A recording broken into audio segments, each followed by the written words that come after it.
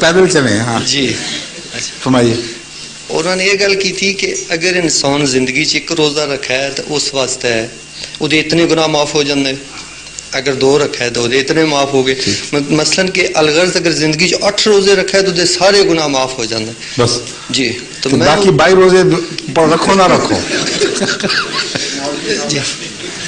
جی میں نے اس کے بارے وضاحت چاہیے سی کہ اگر ایک انسان کی زندگی 70 یا 80 سال ہے تو اگر وہ 8 روزے رکھا ہے تو کیا اس کے سارے گناہ معاف ہو جاندے؟ میں مولوی نکل میرے تو پوچھ رہی ہوں باقی تے ہو جان, اے گناہ نہیں معاف ہونا تھوڑا.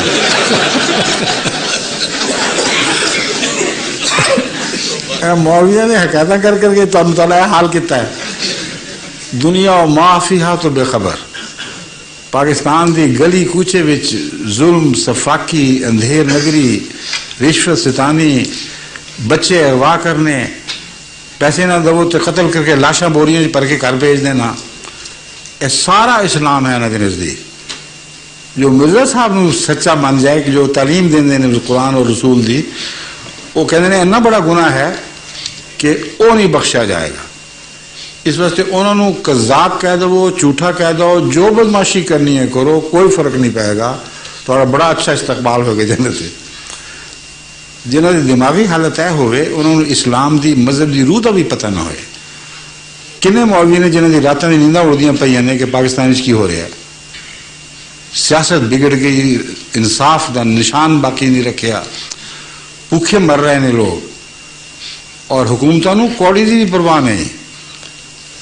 تسی نویں چلاکی نہیں دیکھی حکومت دی, بڑی اچھی گلاں شروع کیتیاں سن اس بہانے کہ عوام الناس دی خاطر اسی قیمت گندم دی بڑھا رہے ہیں تاکہ زمیندار اگلی دفعہ زیادہ گندم لگان.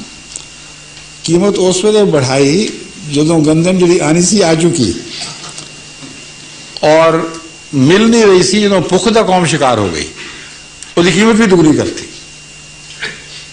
کہ جو بھی رہ سا سانس لینے کا ایک امکان تھا وہ بھی ہاتھ سے جاتا رہے.